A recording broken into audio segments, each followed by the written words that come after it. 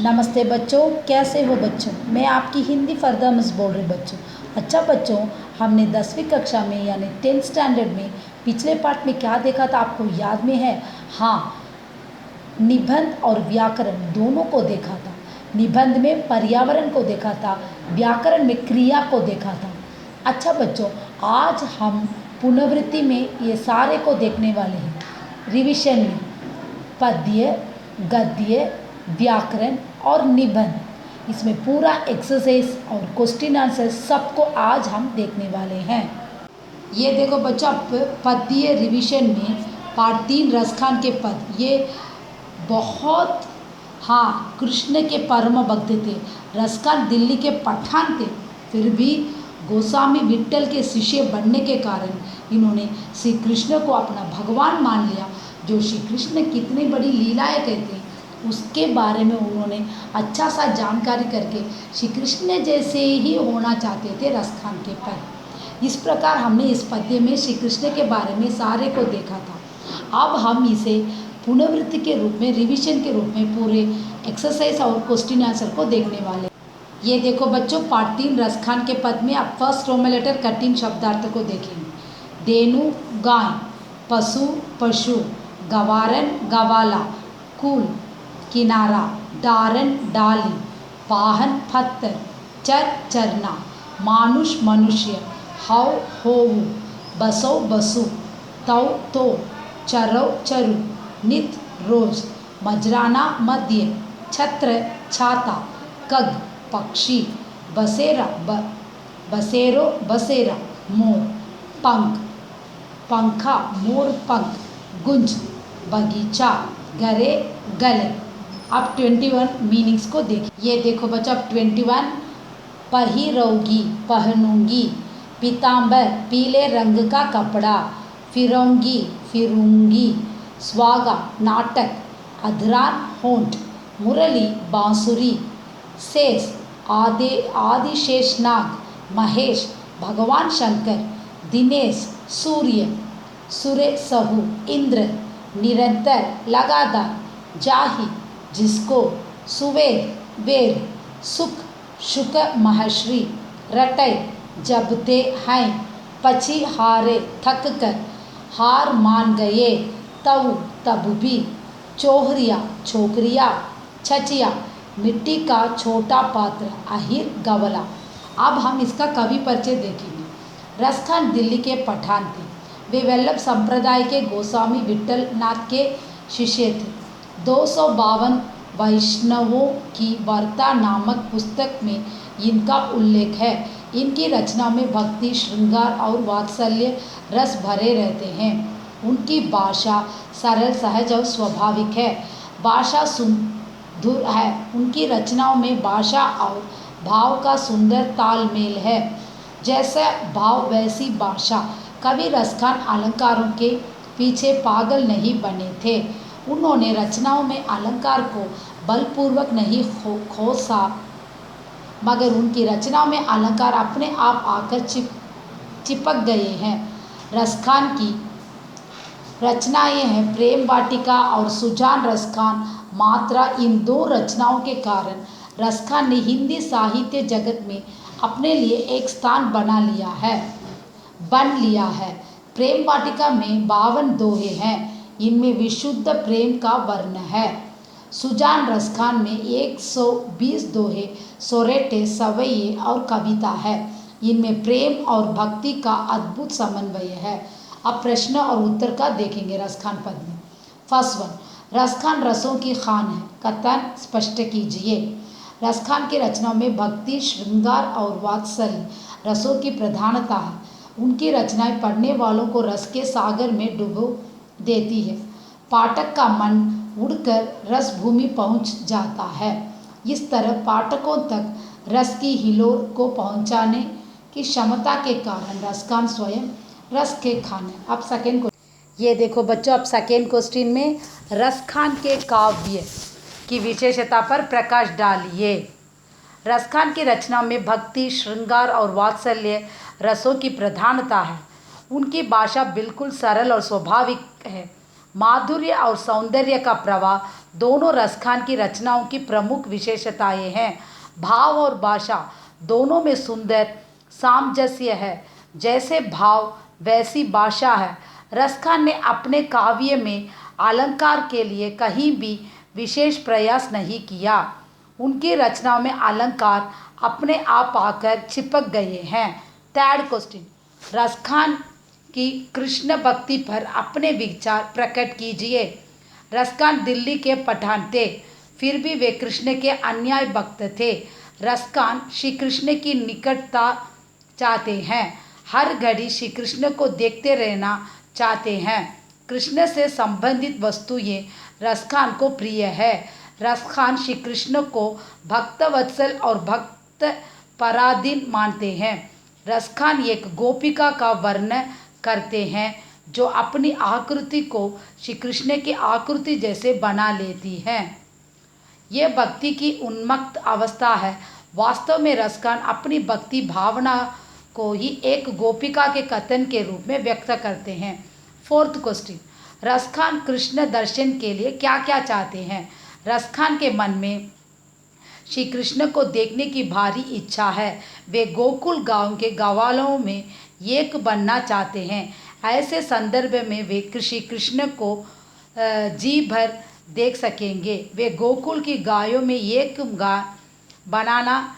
गाय बनना चाहते हैं। इससे भी उनको श्री कृष्ण को देखने का मौका मिल जाएगा। श्री कृष्ण ने वर्ष से गोकुल वासियों को बचाने के लिए गोवर्धन गिरी को एक छतरी की तरह उठाया था। रसखान उस पहाड़ का एक पत्थर बनना चाहते हैं। इस संदर्भ में उनको श्री कृष्ण को देखने का अवसर मिलेगा। कलिंदी नदी के किनारे कदम का एक पेड़ था। श्री कृष्ण उसी पेड़ पर चढ़कर नदी में कूदकर खेला करते थे। रसखान उस पेड़ पर रहने वाला एक पक्षी बनना चाहते हैं। इससे भी वे श्री कृष्ण को देख सकेंगे। अब हम फिफ्थ क्वेश्चन देखो बच्चों। रसखान ने श्री कृष्ण की महिमा का उल्लेख किस प्रकार किया है। भगवान श्री कृष्ण भक्तवत्सल है। भगवान अपने भक्त की भक्ति से मुग्ध होकर उसके निकट आते हैं। वे अपना गौरव भूलकर भक्तों की सेवा करते हैं। सहस्त्र फन वाले आदिशेष भगवान शंकर, विनायक, सूर्यदेव और देवराज इंद्र सभी लगातार श्री कृष्ण का गुणगान करते रहते हैं। वेद श्री कृष्ण को अनादि, अनंत, अगंत, अछेद और अभेद कहते हैं। नारद मुनि से लेकर सुंक और व्यास मुनि तक सभी बराबर श्री कृष्ण की प्रशंसा में गीत गाते रहते हैं। फिर भी वे सब पूर्ण रूप से श्री कृष्ण की महिमा गा नहीं पाकर हार गए हैं। भगवान श्री कृष्ण की महिमा इतनी विराट है। ऐसे भगवान कृष्ण को गोकुल की अनपढ़ बालिकाएं एक दोने भर चाच दिखाकर नचा रही है। सिक्स्थ क्वेश्चन, रसखान के कृष्ण प्रेमी का रूप वर्ण कीजिए। रसखान ये कृष्ण प्रेमी का रूप वर्ण करते हैं।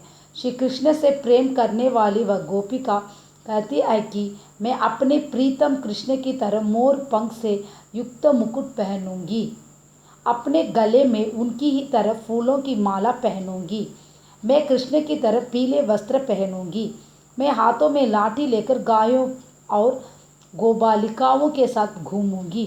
कृष्ण से संबंधित हर चीज़ मुझे लुभाती है, इसलिए मैं उन चीज़ों को अपना कर कृष्ण का नकल करूंगी। श्री कृष्ण की तरह मैं भी मुरली को अपने होठों पर रखूंगी। इस तरह वह कृष्ण प्रेमी कृष्ण का रूप धारण करना चाहती है। अब देखो संदर्भ व्याख्या कीजिए, देखेंगे। मानुष है तो वही रसखानी, बसो ब्रिज गोकुल गांव के गवार, जो पशु है हऊ तो कहा बसु मेरो, चरो नित नंद की देनु मजरान, पाहन हऊ तो वही गिरी कौ, जो दरियो कर छत्र पुरंददार धारण, जो कग हऊ तो बसोरो करो मिली कालिदी कुल कदम की डारन। अब प्रसंग को देखेंगे। ये रसखान का सवैया है। रसखान कृष्ण भक्त कवि थे। वे दिल्ली के पठान थे, फिर भी वे कृष्ण भक्ति में तल्लीन रहे। रसखान का हर पद, इसका कंटिन्यूशन अब देखें। ये देखो बच्चों, अब फर्स्ट ईयासी का कंटिन्यूशन देखेंगे। कृष्ण भक्ति से सना है, ये भी ऐसा ही है पद है। रसखान को दुख है कि कृष्ण लीला के समय कृष्ण के पास वे उपस्थित ना थे। इस पद में वे कम से कम कृष्ण लीला से संबंधित जीव या पदार्थ बनने की इच्छा प्रकट करते हैं। अब व्याख्या देखेंगे। रसखान कहते हैं कि आने वाले जन्म में यदि मुझे मनुष्य ही बनना है तो मैं गोकुल गांव के गवालों में एक बनना चाहता हूँ। यदि मुझे जानवर बनना है तो नंद की गायों में एक गाय बनना चाहता हूँ। मगर ये मेरे वंश की बात नहीं। अगर मुझे निर्जीव पत्थर ही बनना पड़े तो मैं उस गोवर्धन पर्वत का पत्थर बनना चाहता हूँ जिसको श्री कृष्ण ने छतरी की तरह उठाकर गोकुल वासियों को वर्षा से बचाया था।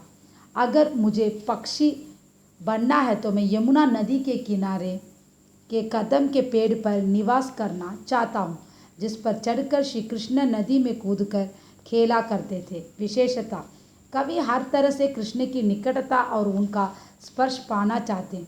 ये पद हमें भी कृष्ण भक्ति में डूबने को बाध्य करता है। कृष्ण भक्ति कवि यही चाहते भी थे।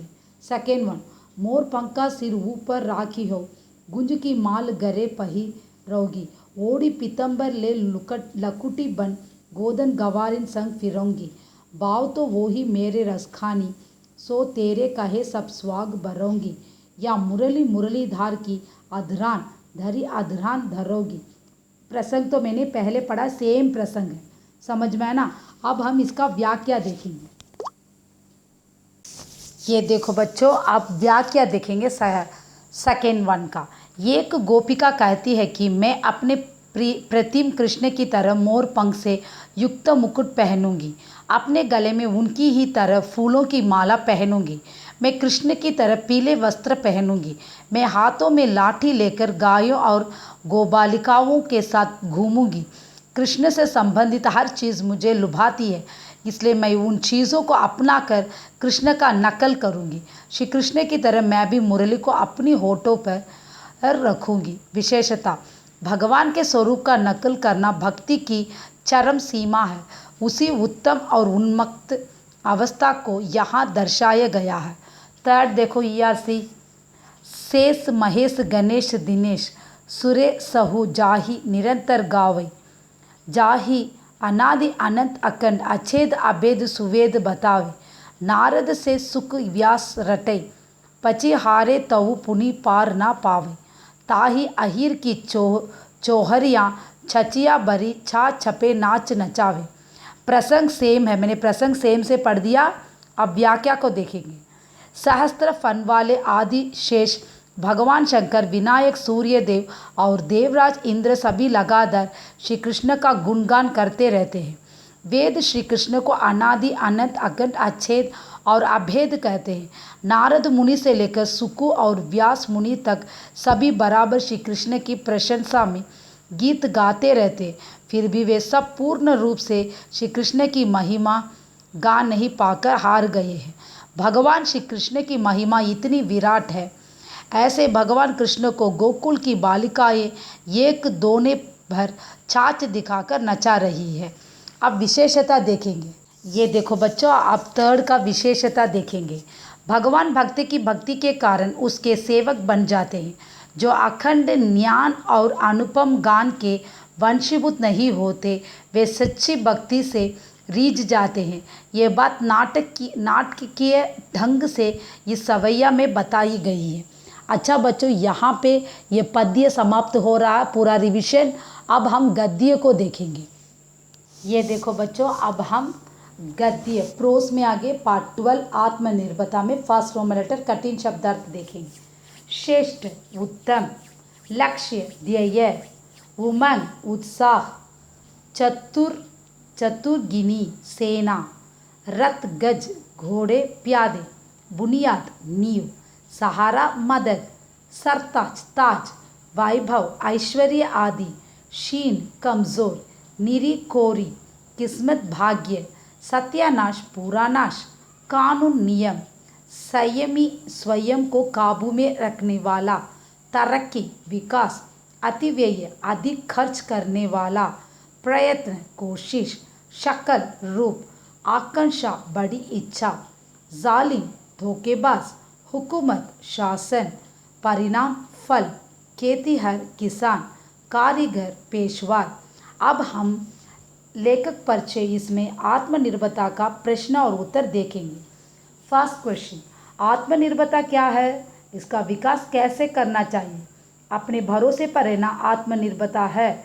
अपने जीवन के लिए जितना धन चाहिए उतना धन स्वयं कमाना ही आत्मनिर्भरता है। हमें स्वयं प्रयत्न करके आत्मनिर्भरता का विकास कर लेना चाहिए। सरकार के कानून बनने से चोर बदल नहीं जाता, मगर यदि वह स्वयं समझ पाएगा कि चोरी पाप है तो सुधर जाएगा। महापुरुष के जीवन संबंधी पाठ पढ़ते हैं। यदि उनके आदर्शों को हम अपनाएं तो आत्मनिर्भरता का विकास ज़रूर होगा। जापान आदि देश आत्मनिर्भरता के कारण ही उन्नति कर सके हैं। ये समझ पाएंगे तो आत्मनिर्भरता का विकास अपने आप होगा। किसी भी काम में बाहरी, इसका कंटिन्यूशन, फर्स्ट आंसर का कंटिन्यूशन देखेंगे। ये देखो बच्चों, अब फर्स्ट आंसर का कंटिन्यूशन देखेंगे। सहायता इतना लाभ नहीं पहुंच सकती जितनी आत्मनिर्भरता है। इसका अनुभव होते ही आत्मनिर्भरता का विकास हो जाएगा। सेकेंड क्वेश्चन, मानव कल्याण कैसे हो सकता है बताइए। जब मनुष्य आत्मनिर्भर होंगे तब मानव कल्याण ज़रूर होगा। मनुष्य आलस्य होते हैं और अपने कार्य के लिए दैव को पुकारते हैं। मनुष्य को आलस त्यागना होगा। मनुष्य कानून से बदल नहीं जाते, उनको प्रयत्न करके अपने को सुधारना चाहिए। समूह के हर एक व्यक्ति के चरित्र में आरंभ से ही मौलिक सुधार कर देना चाहिए। एक देश की स्वतंत्रता की गहरी और मजबूत नींव उस देश के एक एक आदमी के आत्मनिर्भर आदि गुणों पर स्थित है। इसलिए आत्मनिर्भरता को अपनाने से मानव कल्याण जरूर होगा। थर्ड क्वेश्चन, यूरोप के उन्नति का कारण बताइए। यूरोप की उन्नति तेजी से हो गई है। यूरोप के देश मनुष्य जाति के सरताज हो गए हैं। इसका एक ही कारण है, उन देशों के लोग अपने भरोसे रहते हैं। वे कोई काम करना अच्छी तरह जानते हैं। वे आलस से पीड़ित नहीं है, हर वक्त काम करते रहते हैं। वे परिश्रम से जी नहीं चुराते। फोर्थ क्वेश्चन, भारतीय सभ्यता और संस्कृति पर अपने विचार प्रस्तुत कीजिए। भारतीय सभ्यता पुरानी है, यहाँ की संस्कृति अनूठी है, मगर बीच में कुछ समय विदेशियों के शासन में रहने के कारण सभ्यता में दबे आ गए। हमारे लोग अपने भरोसे रहना भूल गए। लोग निरी किस्मत और भाग्य पर विश्वास करने लगे। मगर आज़ादी के बाद स्थिति बड़ी हद तक बदल गई है। भारतवासी मेहनती हो रही है और भारत की उन्नति हो रही है। फिफ्थ क्वेश्चन, हमारे देश में पाश्चात्य सभ्यता और संस्कृति का प्रभाव कैसे पड़ा है। हमारे देश कई 100 साल तक यूरोपियों का गुलाम था। उन लोगों के साथ रहने से पाश्चात्य सभ्यता और संस्कृति का प्रभाव पड़ा। पाश्चात्य सभ्यता, इसका कंटिन्यूशन अब हम देखेंगे। देखो बच्चों, अब फिफ्थ का कंटिन्यूशन आंसर देखेंगे। में कई अच्छी बातें हैं और 2-4 बुरी बातें भी हैं। हम भारतवासियों ने पाश्चात्य सभ्यता की अच्छी बातों को कम और बुरी बातों को अधिक से ले लिया। पहनावे, ओढ़ावे आदि में उनका नकल करने लगी। पंक्ति में रहना, गलियों को साफ रखना, अपना काम स्वयं करना, इन अच्छी बातों को हमने ठुकरा दिया। बर्तन साफ नहीं तो दूध का क्या दोष। हम भारतीय ठीक तो पाश्चात्य सभ्यता का क्या दोष। मगर आजकल स्थिति में कुछ वांछित सुधार देखने को मिलता है। सिक्स्थ क्वेश्चन देखो, आत्मनिर्भरता का पाठ बच्चों को क्यों पढ़ना चाहिए। हाँ, आत्मनिर्भरता को मौलिक गुण बनना देना चाहिए। यदि एक देश का हर व्यक्ति आत्मनिर्भर होगा तो वह देश उन्नति के शिखर पहुंचेगा। जो व्यक्ति आत्मनिर्भर रहता है उनकी माता को वीर प्रसु कहते हैं। पुरुष सिंह जैसा एक पुत्र अच्छा, गीदड़ों की विशेषता वाले 100 पुत्र भी किस काम के, ऐसा कहा जाता है। यदि एक देश के ज़्यादातर लोग आलसी है तो अन्य देश आलस को उस देश को पहचान बना देते हैं। देश की छवि को बनाए रखने के लिए, देश के विकास के मार्ग पर ले जाने के लिए बच्चों को आत्मनिर्भरता का पाठ सिखाना चाहिए। स्कूल और कॉलेजों में जो पाठ पढ़ाए जाते हैं वे सब आत्मनिर्भरता पाठ के आगे कुछ भी नहीं है। 7th क्वेश्चन, आत्मनिर्भरता से होने वाले लाभ बताइए। आंसर, आत्मनिर्भरता से कई लाभ हैं। हम जो काम करना चाहते हैं वह काम बिना देरी के तुरंत हो जाता। हमें दूसरों को अपमान भरे शब्दों को सुनाना नहीं पड़ता। हमें आत्म संतोष मिलता है। हमारा मन शांत रहता है। हमें किसी भी तरह की तनाव से ग्रस्त होने का खतरा नहीं रहता। बाहर वाले काम को बिगाड़ देते हैं, लेकिन हम स्वयं जो काम करेंगे वह सही सलामत होता है। आत्मनिर्भरता के कारण पूरा देश विकास करता है। 3rd नॉमिनेटर सही या गलत चुनकर लिखिए। फर्स्ट वन, ऊंचे से ऊंचे दर्जे की शिक्षा बिल्कुल बेफायदा है। सही। आप सेकेंड सही और गलत देखेंगे। ये देखो बच्चों, आप सेकेंड सही और गलत देखेंगे। अपनी सहायता अपने आप करने का भाव हमारे बीच है ही नहीं। सही। सत्पुरुष के जीवन चरित्र धर्म ग्रंथ के समान है। सही। 4th वन, किसी ने अच्छा कहा है, दैव दैव आलस्य पुकारा। सही। 5th वन, सच पूछो तो जाति ही ऐसे ही सुधारे, एक एक व्यक्ति की समष्टि है। सही। 4th नॉमिनेटर खाली जगह भरिए देखिए। फर्स्ट वन, यहाँ हिंदुस्तान के लोग अपने भरोसे पर रहना ही भूल गए हैं। सेकेंड वन, जाति गुणों को सरकार कानून के द्वारा रोक नहीं सकता। 3rd वन, ऊंचे से ऊंचे दर्जे की शिक्षा बिल्कुल बेफायदा है।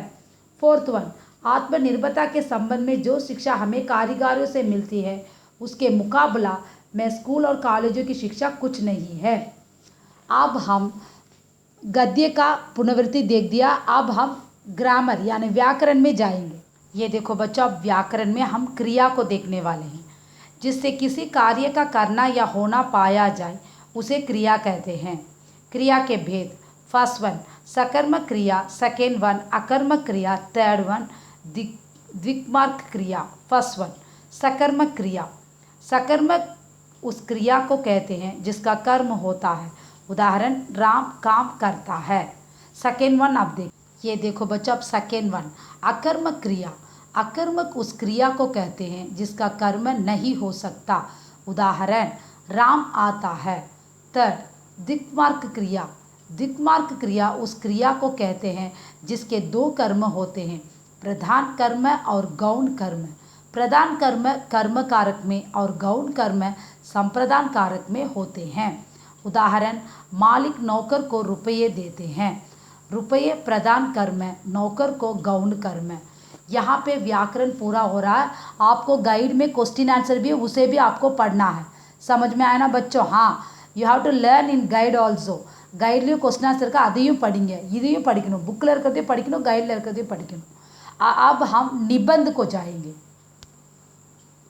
ये देखो बच्चों, आप पार्ट 32 निबंध पर्यावरण को एक बार उसके बारे में एक रिवीजन देखेंगे। प्रस्तावना।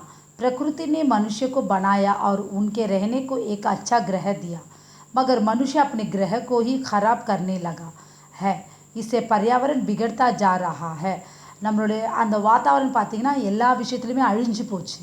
सच तो है, पूरा सिचुएशन पोल्यूशन की वजह से, सब वजह से हमें बर्बाद हो गया। स्वार्थ। मनुष्य जन्म से स्वार्थी है। वह अपने सुख के वास्ते कुछ भी करने को तैयार रहता है। स्वार्थी बनकर वह पेड़ों को काटने लगा। स्वयं को घर चाहिए, इसलिए वह जंगल को नष्ट करने लगा। पहाड़ों को भी बारूद से तोड़कर शहर बसाने लगा, इसलिए पर्यावरण पूरी तरह बिगड़ गया है। कारखाने। बड़े बड़े कारखाने बनते हैं, वहाँ बड़ी बड़ी मशीनें काम करती हैं। उन कारखानों में धुआं निकलता है। यह धुआं रासायनिक तत्वों से मिश्रित होता है। वह वायु को प्रदूषित करता है।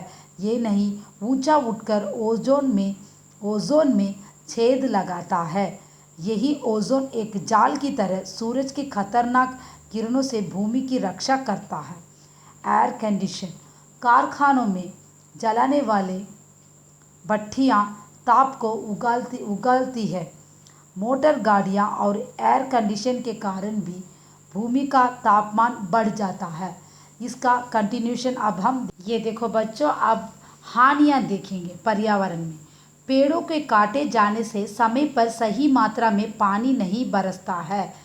बेमौसमों पर पानी बरसता है, कभी ज़्यादा कभी कम, कभी बाढ़ कभी सूखा। इसलिए जनता का जीवन कष्टमय हो जाता है, फसल नष्ट हो जाता है, प्राण हानियाँ भी होती है। तापमान के बढ़ने से ध्रुव प्रदेश के हिमखंड पिघलने लगे हैं। इससे समुद्र में पानी की मात्रा ज़्यादा हो जाता है। समुद्र का पानी शहरों में घुसने का खतरा आ सकता है। ऐसे संदर्भ में तटवर्ती शहरों का डूबकर नष्ट हो जाना निश्चित है। ओजोन में छेद लगाने से सूरज की खतरनाक किरणें सीधे हम पर पड़ती है। इसलिए कई प्रकार की बीमारियां पैदा होती है। खासकर त्वचा का रंग बदलता है, कैंसर का खतरा दुगुना हो जाता है। इनके कारण मनुष्य ही नहीं, पशु पक्षी भी पीड़ित होते हैं। समाधान: पर्यावरण की रक्षा करने के लिए असंख्य पेड़ों को लगाना होगा। कारखानों से निकलने वाले धुआं का शुद्धिकरण होना चाहिए। प्रदूषण को कम करने का प्रयास करना चाहिए। धरती के बढ़ते तापमान को कम करने के उपाय ढूंढकर उनको अमल में लाना चाहिए। भौतिक सुविधाओं को प्राधान्यता न देकर भूमि की रक्षा पर ध्यान देना चाहिए। उपसंहार: हम जिस घर में रहते हैं उस घर की दीवार पर दरार आ गई तो चिंता करते हैं, उसकी मरम्मत करते हैं। घर छोटा सा है, भूमि करोड़ों गुण बड़ी है। जहाँ बसने के लिए हमारे पास दूसरी भूमि भी नहीं है, इसलिए हर तरह से पर्यावरण की रक्षा करनी चाहिए। अच्छा बच्चों, मैंने आपको गद्य, पद्य, व्याकरण और निबंध ये सारे को पूरा मैंने आपको रिवीजन किया। प्लीज़ बच्चों पढ़ाई में ध्यान दो, कोविड-19 में बाहर मत जाओ। कोई डाउट हो तो मुझे पूछ सकते हो बच्चों। धन्यवाद।